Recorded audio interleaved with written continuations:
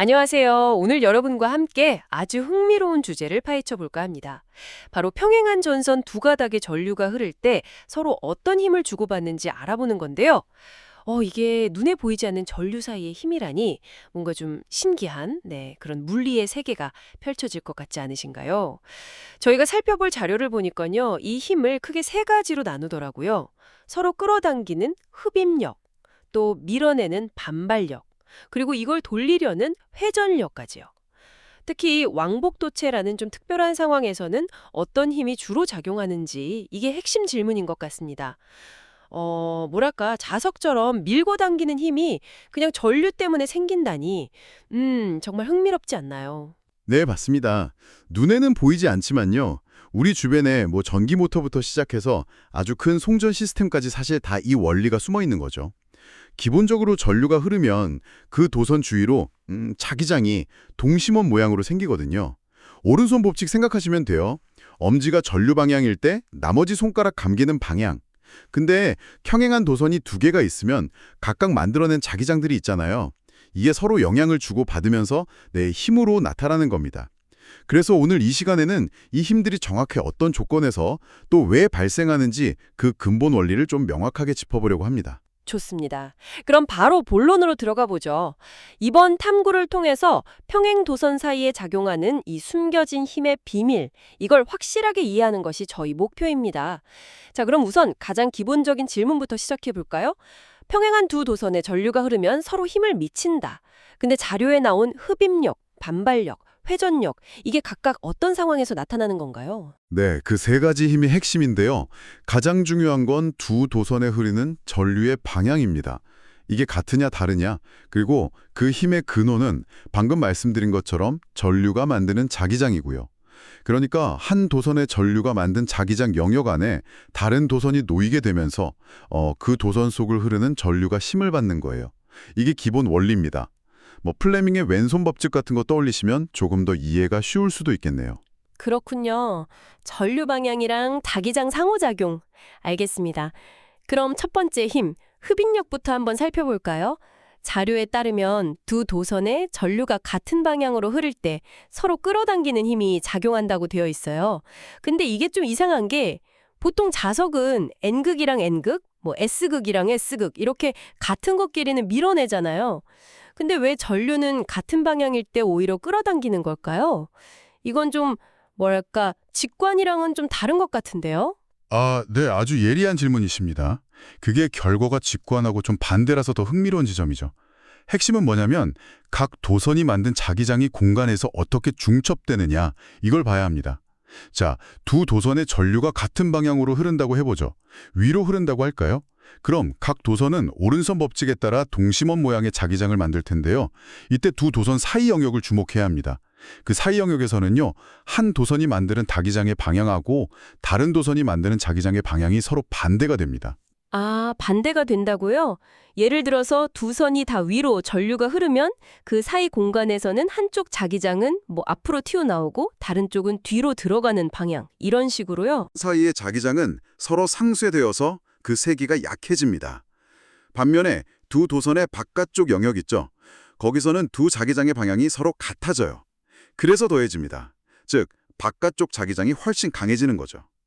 이게 자연계의 많은 현상이 그렇듯이 자기장도 에너지가 높은 상태, 그러니까 자기장이 강한 곳에서 에너지가 낮은 상태, 즉 약한 곳으로 힘을 가하려는 경향이 있어요. 따라서 더 강해진 바깥쪽 자기장이 두 도선을 서로 안쪽, 즉 자기장이 약한 영역으로 밀어넣는 효과를 만들어냅니다. 이것이 바로 흡인력의 정체입니다. 아하, 그렇군요. 그러니까 도선 사이는 오히려 자기장이 약해지고 바깥쪽이 강해져서 그 강한 바깥쪽 자기장이 안쪽으로 이렇게 밀어붙이는 거군요. 그러면 자료에서 자기장이 서로 강화되어 도선을 끌어당긴다는 표현은 결과적으로 끌어당기는 힘이 생기는 건 맞지만 그 원동력이 사실은 바깥쪽 자기장의 강화에 있다는 의미로 해석해야겠네요. 안쪽은 오히려 약해지는데 말이죠. 표현이 약간 오해를 살 수도 있었겠어요. 네, 그렇게 이해하시는 것이 물리적으로는 더 정확합니다. 물론 결과적으로는 흡인력이지만 그 과정에서 바깥쪽 자기장의 강화가 핵심적인 역할을 한다는 거죠. 네. 알겠습니다. 흡인력의 원리가 이제 좀 명확해졌어요. 자, 그럼 이제 밀어내는 힘은 어떤 원리일까요? 전류가 서로 반대 방향으로 흐르면 반발력이 작용한다고 하는데요. 이건 그럼 흡인력 설명을 그냥 뒤집어서 생각하면 되는 건가요? 네, 정확히 그렇습니다. 정반대의 상황이라고 보시면 돼요. 예를 들어 한 도선에는 전류가 위로 흐르고 다른 도선에는 아래로 흐른다고 가정해 봅시다. 이번에는 두 도선 사이의 공간을 보면요. 각 도선이 만드는 자기장의 방향이 서로 같아집니다. 예를 들면 두 자기장 모두 앞으로 튀어나오는 방향으로 더해질 수 있겠죠. 그래서 도선 사이의 자기장이 굉장히 강해집니다. 반대로 두 도선의 바깥쪽 공간에서는 자기장의 방향이 서로 반대가 되어서 상쇄 효과가 나타나요. 결과적으로 자기장이 약해지고요. 자, 그럼 이제 어떻게 될까요? 강해진 도선 사이의 자기장이 에너지가 낮은 곳, 즉 자기장이 약한 바깥쪽 영역으로 각 도선을 밀어내는 힘을 발생시킵니다. 이것이 바로 반발력입니다. 오, 이번에는 도선 사이의 자기장이 강해지는 게 핵심이군요. 그 강한 자기장이 서로를 바깥으로 밀어낸다. 그럼 자료에서 자기장이 서로 약화되어 도선을 밀어낸다? 뭐 이렇게 표현한 건 아마 바깥쪽 영역의 약화를 가리키거나 아니면 그냥 결과적인 현상, 즉 밀어낸다는 결과만 설명한 것일 수 있겠네요. 힘의 직접적인 원인은 사실 도선 사이의 강력한 자기장이고요. 네, 맞습니다. 도선 사이에 강화된 자기장이 반발력의 주된 원인이라고 이해하시는 것이 좋습니다. 표현은 때로 결과나 특정 부분의 상태에 초점을 맞춰서 기술될 수 있으니까요. 그 기저에 있는 물리적 상호작용을 파악하는 것이 중요합니다. 좋습니다. 흡인력과 반발력, 이 두 가지 힘의 발생 원리를 이제 확실히 알겠습니다. 그런데 힘의 종류가 이게 다다 아니었죠. 자료에는 회전력이라는 것도 있던데요. 이건 또 언제 나타나는 건가요? 전선들이 막 회전하려고도 하나요? 아, 회전력. 네, 토크라고도 하죠. 이건 힘이 작용하는 방식이 단순하게 그냥 밀고 당기는 게 아닐 때 발생합니다. 예를 들면 두 도선이 수학적으로 완벽하게 평행하지 않고 살짝 어긋나 있다거나 기울어져 있을 수 있잖아요. 또는 주변에 다른 자속이라든지 다른 전류가 있어서 전체 자기장이 규일하지 않을 수도 있고요. 이런 경우에는 도선의 각 부분에 작용하는 로렌츠 힘의 크기나 방향이 조금씩 달라지면서 도선 전체를 이렇게 회전시키려는 힘, 즉 토크가 발생할 수 있습니다. 우리가 사용하는 전기 모터가 바로 이 원리죠. 전류와 자기장의 상호작용으로 발생하는 토크를 이용해서 회전하는 대표적인 예시라고 할 수 있습니다.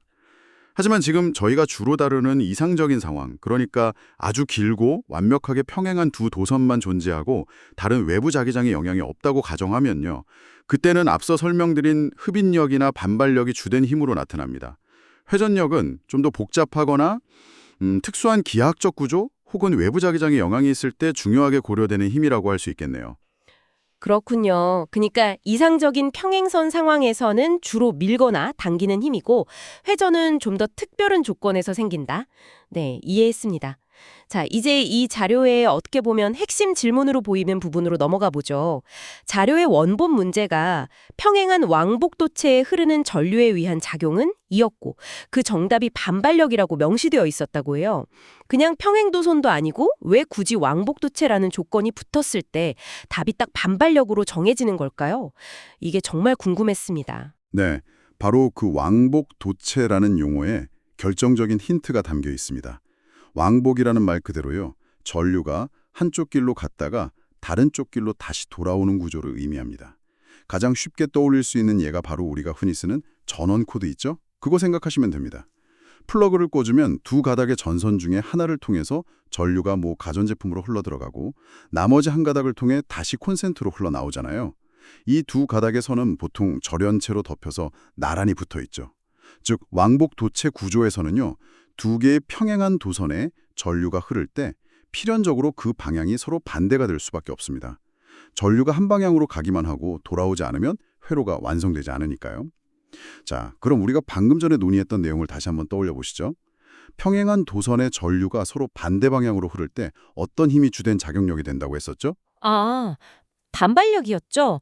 도선 사이의 자기장이 강해져서 서로 밀어내는 힘. 와, 그렇군요. 왕복 도체라는 그 조건 자체가 이미 두 도선의 전류 방향은 서로 반대다라는 상황을 그냥 전제하고 있었던 거네요. 그래서 흡인력이나 다른 가능성을 고려할 필요도 없이 답이 그냥 반발력으로 딱 귀결되는 거군요. 아, 정말 중요한 단서였네요. 왕복이라는 말이. 정확히 그렇습니다. 네, 이것이 이 문제나 이 논의의 핵심 포인트라고 할 수 있습니다. 만약 문제에서 단순히 평행도선이라고만 했다면 전류 방향이 주어지지 않았으니까 흡인력일 수도 있고 반발력일 수도 있는 거죠. 하지만 왕복이라는 단어가 들어가는 순간 전류 방향은 반대로 고정됩니다. 따라서 이 경우에는 반발력이 필연적으로 작용하게 되는 것이죠. 아마 문제의 출제 의도도 이 왕복이라는 단어의 물리적 의미를 제대로 파악하고 있는지를 확인하려는 것이었을 겁니다. 오늘 정말 흥미로운 물리 현상을 아주 깊이 있게 들여다본 것 같습니다. 정리를 좀 해보면 평행도선에 전류가 흐를 때 같은 방향이면 도선 바깥쪽 자기장이 강해져서 서로 끌어당기는 흡인력, 그리고 반대 방향이면 도선 사이의 자기장이 강해져서 서로 밀어내는 반발력, 그리고 조건이 좀 달라지면 회전력도 가능성이 있다는 것까지. 네. 그리고 가장 중요한 포인트는 왕복 도체라는 말이 나오면 그건 곧 전류 방향이 반대라는 의미니까 이때 작용하는 주된 힘은 반발력이라는 점. 이걸 기억하는 것이 중요합니다. 단순히 결과를 외우기보다는요. 전류가 자기장을 만들고 그 자기장들이 서로 중첩되면서 어디는 강해지고 어디는 약해지는지, 그리고 그 자기장의 분포가 어떻게 힘으로 연결되는지를 이해하면 훨씬 오래 기억에 남고 다른 상황에도 응용할 수 있을 겁니다. 맞아요. 눈에 보이지 않는 자기장이 만나서 이렇게 명확하게 밀고 당기는 힘을 만들어낸다는 게 생각할수록 신기하게 느껴집니다. 이 원리는 강력한 전자석을 만들거나 아니면 자기부석 열차 같은 고속열차의 부상 원리, 또 발전소나 변전소의 거대한 설비 설계에도 굉장히 중요하게 고려되겠네요. 네, 맞습니다. 특히 전류가 매우 큰 경우에요. 예를 들어서 고압 송전선로나 변전소의 부스바라고 하는 그 두꺼운 도체 막대 같은 곳에서는 이 힘이 상당합니다. 무시할 수 없어요. 심지어 단락사고 같은 걸로 엄청난 과전류가 순간적으로 흐르면 이 전자기력 때문에 그 두꺼운 구리막대가 휘거나 파손될 수도 있습니다. 그래서 기계적인 강도 설계가 굉장히 중요하죠. 우리가 일상적으로 쓰는 전선에서는 그 힘이 아주 미미하지만 전류가 커지면 정말 무시할 수 없는 존재가 되는 겁니다. 오늘 저희와 함께 살펴본 내용 여러분 어떠셨나요? 평범해 보이는 전선 속에 이런 흥미로운 물리학 원리가 숨어 있고 또 우리 주변의 여러 기술들과 아주 밀접하게 연결되어 있다는 것을 느끼셨기를 바랍니다. 여기서 한 걸음 더 나아가서 이런 질문을 던져볼 수도 있겠네요. 만약 이 평행한 도선이 그냥 책상 위 전선처럼 짧은 게 아니라 이론적으로 무한히 길다고 가정하면 두 도선 단위 길이당 작용하는 힘의 크기는 어떻게 정량적으로 계산될까요? 또 도선이 직선이 아니라 원형으로 감겨 있다면 예를 들어 전자석 코일, 즉 솔레노이드처럼 여러 겹으로 촘촘히 감겨 있다면 그 내부와 외부의 자기장은 어떤 모양을 가질 것이며 이웃한 코일 가닥들 사이에는 주로 어떤 힘, 즉 흡인력 혹은 반발력이 작용하게 될까요? 이런 질문들을 따라가다 보면 전자기학의 더욱 깊고 매력적인 세계를 만나게 될 겁니다. 여러분 스스로 한번 탐구해 볼 만한 좋은 화두가 될 수 있겠네요.